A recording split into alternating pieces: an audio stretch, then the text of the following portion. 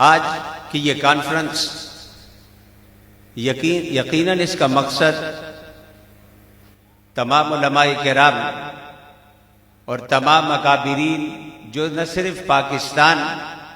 بلکہ یورپ سے بھی یہاں تشریف فرما ہیں اور آپ انشاءاللہ ابھی ان کا دیدار کریں گے، ان میں سے ہر ایک گھنٹوں اس ایک موضوع پر خطاب کر سکتے ہیں اور اس حوالے سے دلائل کے انبار لگا سکتے ہیں، لیکن آج کی کانفرنس کا ایک مقصد تھا، اور یہ مقصد ہم اگر یاد رکھیں تو اسٹیج سے بھی اور سامعین، حاضرین اور جو ہوا کے دوش پر آج کے پروگرام کو دیکھ رہے ہیں وہ سارے اس بات کو نوٹ کریں گے کہ ہم نے ایک ایسے موضوع کا انتخاب کیا جو 1300 سال سے زائد بلکہ صحابہ کرام میں خود نبی کریم صلی اللہ علیہ وسلم کی حیات مبارکہ میں بھی متفقہ تھا، اور وہ تمام روایات آپ نے علماء سے سنی کہ دور مصطفیٰ میں بھی یہ موضوع طے شدہ تھا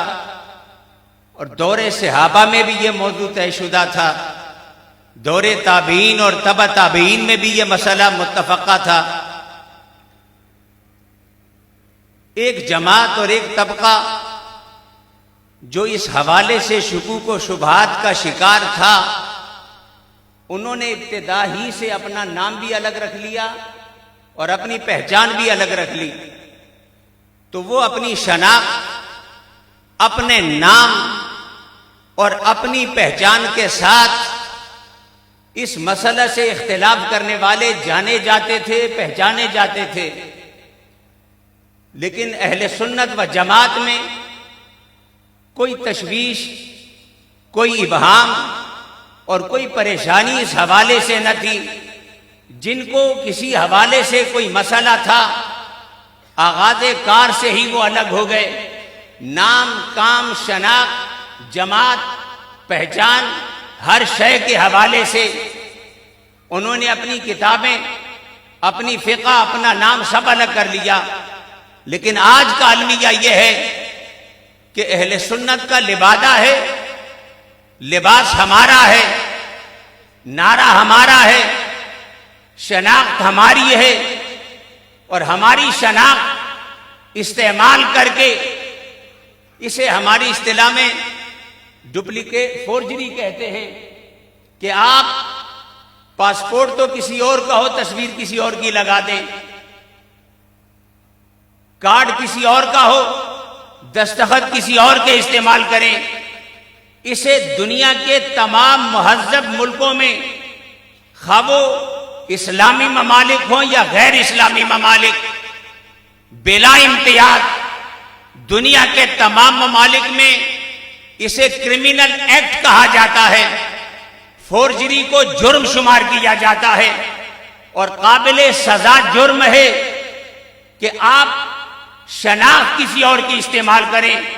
اور کام کوئی اور کریں، پاسپورٹ پر ہو، بینک کے کارڈ پر ہو، شناختی کارڈ پر ہو۔ ہمارا مسئلہ آج یہ ہے کہ شناخت ہماری استعمال ہو رہی ہے، مسئلہ کسی اور کا بیان ہو رہا ہے۔ یہ سارے آپ کو تقریریں سنانے کے لیے گھنٹوں خطاب سنانا مقصود نہ تھا، اس لیے کہ ہم جانتے تھے کہ جب ان میں سے ہر شخصیت تنے تنہا گھنٹوں آپ کی تشفی کر سکتے ہیں، آپ کو خطاب سنا سکتے ہیں، تو ہم ایک مقرر بلاتے، دو بلاتے، 4 6 بلاتے، اور وقت کے مطابق تقسیم کر کے آپ سے کہتے کہ فلاں حضرت صاحب اتنی دیر خطاب فرمائیں گے۔ آج کا یہ اجتماع اصلاً تقریریں سنانے کا نہیں، اسٹیج پر بیٹھ کر آپ کو آپ کی موجودگی میں اور میڈیا کے ذریعے ہوا کے دوش پر ساری دنیا کو شرق سے غرب تک یہ پیغام پہنچانا ہے کہ لوگوں، جنہوں نے اپنے راستے ہم سے پہلے دن جدا کر لیے تھے، اپنی شناخت کے ساتھ اپنی جنگ لڑ رہے تھے، اگر آپ کو ان کا راستہ پسند ہے، آپ کو ان کا طریق پسند ہے، آپ کو ان کی فکر پسند ہے، مہربانی کرو جن کی فکر بیان کرتے ہو انہی کا لباس پہنو، جن کی فکر بیان کرتے ہو انہی کی شناخت استعمال کرو۔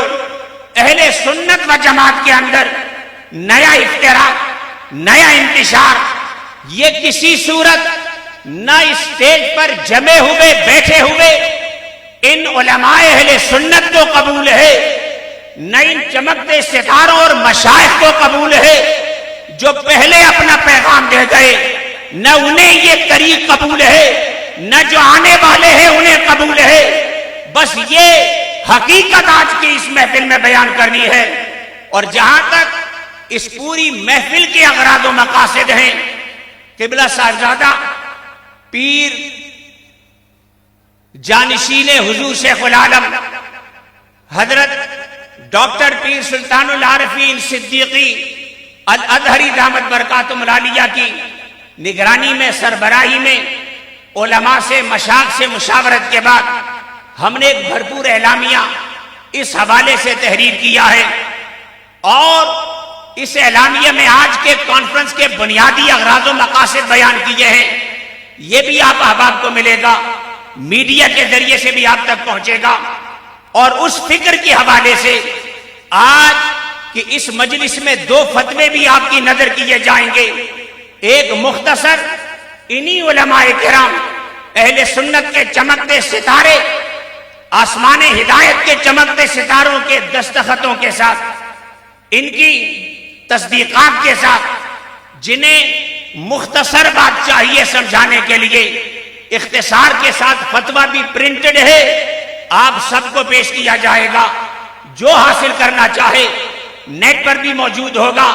اور جنہیں اس حوالے سے دلائل چاہیے، تفصیلی فتویٰ بھی انہی اکابرین کے دستخطوں سے موجود ہے۔ جب بات سمجھ میں آ گئی ہے تو میری اب اتنی گزارش ہے آنے والے مہمان مقررین کرام سے کہ آپ کی عظمت،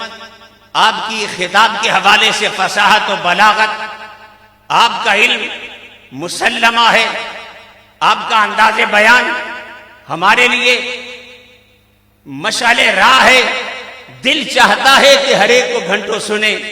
لیکن یہ مختصر وقت اجازت نہیں دیتا۔ ہم نے عصر تک اس پروگرام کو جاری رکھنا ہے، تاکہ نہ صرف وہ لوگ جو قریب سے آئے ہیں، وہ جو دور دراز سے تشریف لائے ہیں، اپنے اپنے علاقوں کو بر وقت روانہ ہو سکے۔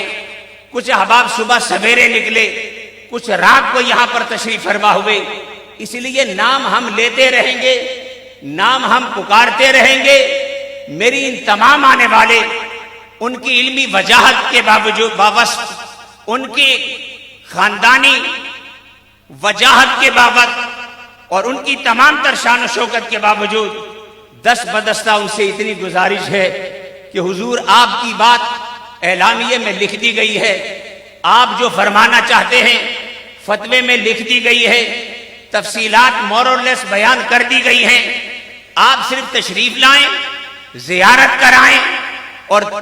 دیکھنے والے دیکھیں کہ آسمان ہدایت اور اہل سنت کے یہ چمکتے ستارے اور عالم اسلام کے یہ نمایاں ناز اسکالر اس فکر کے ساتھ ہیں کہ ہماری شناخت میں کسی اور کی فکر کا سودا ہم آپ کو بیچنے نہیں دیں گے۔ اگر آپ کو وہ پسند ہیں، زبان بھی ان کی بولو، دلائل بھی ان کے بیان کرو، نام بھی ان کا استعمال کرو، لباس بھی ان کا استعمال کرو۔ اس التباس سے اہل سنت کو نکالو، تاکہ معصوم اہل سنت تشویش کی اس لہر سے نکلیں کہ ہم کدھر جائیں۔ ہم کہتے ہیں، کسی نے کہا تھا نئی صف بندیاں ہو رہی ہے، پرانی صف بندیاں ختم ہو گئی ہے۔ میں کہتا ہوں شاید وہ کسی نئی صف بندیوں میں جا رہے ہو، ہم کوئی نئی صف بنانے نہیں جا رہے، نہ کسی نئی صف بندی کو مانتے ہیں۔ ہماری صفیں دور جاہلیت کے مقابلے میں غار ہرا سے اتر کر کائنات کے تاجدار محمد مصطفیٰ نے بنا دی تھی۔ کل بھی ہماری وہی صف ہے، آج بھی ہماری وہی صف ہے۔ صبح قیامت تک اسی صف کے ساتھ رہیں گے جو میرے مصطفیٰ نے بنا دی ہے. جو نئی صفوں کے شوقین ہے،